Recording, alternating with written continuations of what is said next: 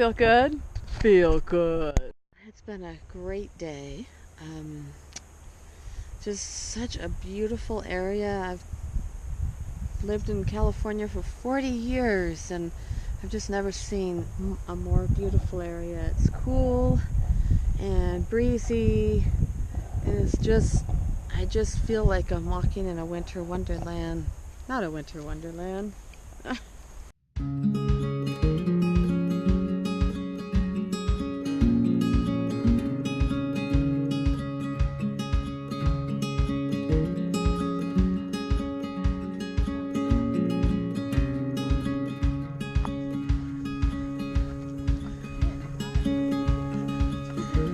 I just wanted to talk about the wonderful last couple of days we've had. We stayed at Paul's last night and made us a wonderful barbecued chicken with vegetables and had a wonderful bed and just had lunch at an outdoor restaurant in Big Bear. Just wonderful. And thank you, Paul. He was just very hospitable. Just his hospitality just sends him over the edge of this sweet little cabin and two sweet dogs and just a wonderful time. And as I were hiking today, he dropped us off at the trailhead. There he goes. And we had several encounters today as well as a couple days ago with rattlesnakes. And I kind of want to talk about fear, that thing that every human being has, and sometimes for good reason, and sometimes I just was amazed. We were high in the mountains and the trees, and we were taking a break, and my daughter was looking at the app to see where the next water was, and she just happened to glance down, and 2 feet from her was a curled up rattlesnake, and she kind of scooted away from there really quick. And then a couple days ago I was walking on the trail. It was super hot, and I heard this sound like somebody was letting the air out of a mattress, and I was wondering, what are you doing, Rachel? Why are you letting air out of a mattress? And then I turned and looked, and I saw the rattle, and I saw the snake just 2 feet from me, and I kind of skidded by. I know I was not being very observant, and it was hot, and I was tired, and I was zoned out like you get on this hiking for hours.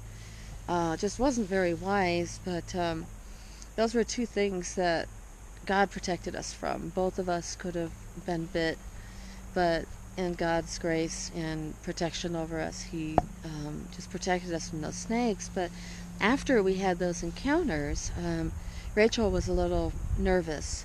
Every little shadow and stick that she saw, she was a little jumpy, and for good reason, because when she saw the snake initially, she just glanced down. She said she didn't even know why. She just saw it there curled up, probably waiting for prey, and she had a reason to be scared there, and she kind of jumped away and moved away very quickly and slowly and quietly, not quickly.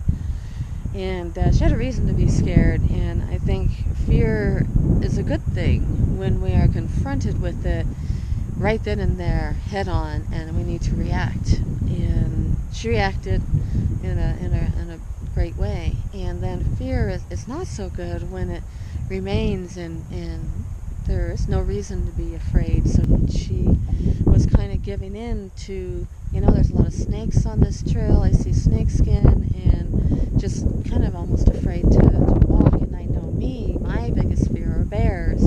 And when we had our encounter with a bear, not on this trip, but on another trip, I was getting to the point where every shadow, every rock was a bear, every breaking branch, every swaying bush would emerge this huge black bear, and I just did not want to give in to that fear. And I was just kind of telling her, just reminding her, there aren't many snakes. They're shy. It's good to be observant. It's good to be cautious, because we have not. But to be so fearful where you don't want to move on, where you don't want to move ahead, can be paralyzing. And that kind of fear is not good, because you just need to walk, again, just walking that path set before us, walking that journey with confidence, of course, with observation, but with confidence, observing what is around us, but not giving in to the paralyzing fear where you just don't even want to take that first step. And so having some fear is good, but other fear that you give into that is not even there.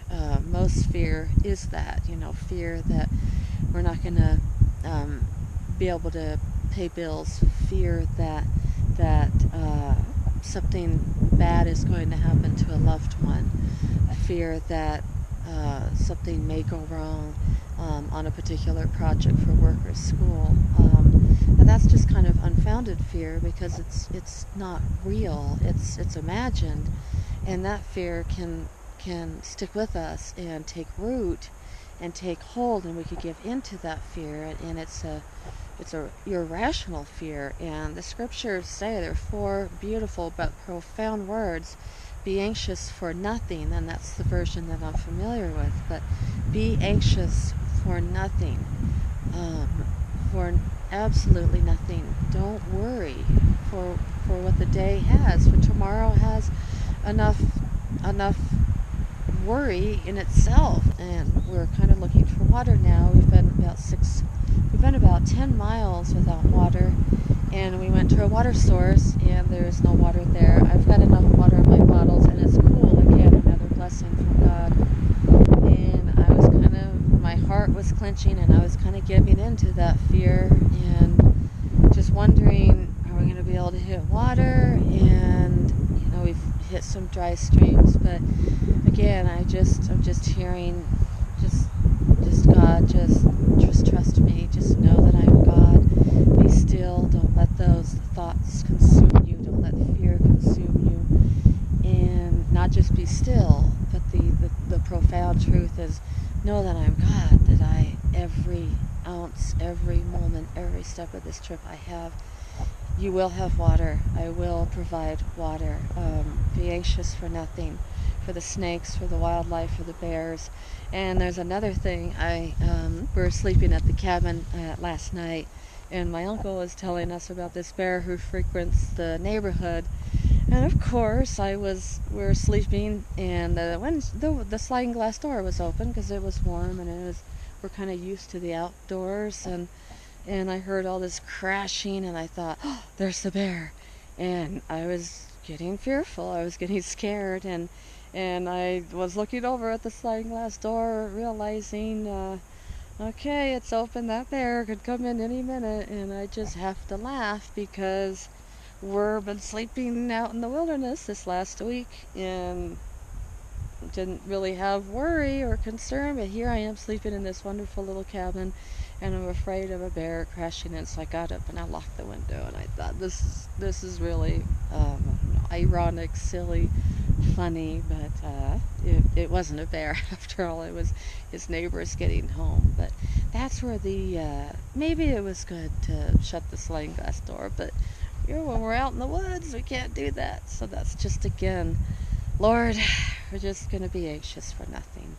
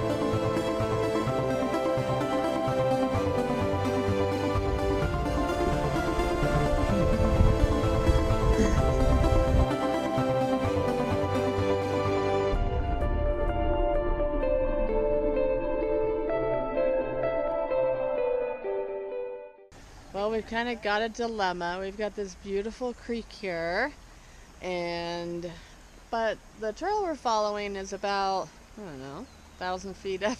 I don't know my distance very well. But it doesn't come down to this creek often. And the next time it comes down is about 6 miles up, and they are the Deep Creek hot springs. And you would think, yay, hot springs, we're so looking forward to them. And we have been looking forward to them because we could soak our tired muscles and get clean. And I mean, what a treat, right? But we found out that there is nudity there. And Rachel and I aren't exactly excited about being in some hot springs with a bunch of unclothed people. So, but we were trying to decide what to do because we need to make 16 miles. We're about 11 right now. I don't know, 10, 11. We need to make 16 miles. The next camping would be 3 or 4 miles, and it's dry. And the hot springs would be our only water source, and it would be the 16-mile mark. And so we're sitting here trying to decide. So we're just like, you know what, I'm feeling, and Rachel is feeling, that we need to push and we need to go to the hot springs, and we're trusting the Lord because we don't know what is in store. We might have to camp there because we're in this canyon. The walls are steep. There's no camping anywhere. But we don't know what we're going to run into. It's the weekend. There could be total partying, and maybe we're making a big deal, but it'll be interesting to see where God's going to take us. And we're just trusting Him because He's been faithful up to this point, and He's not going to leave us. Isn't that a great God? Isn't that a great God? He is going to be faithful to the end. So we'll just see what's going to happen.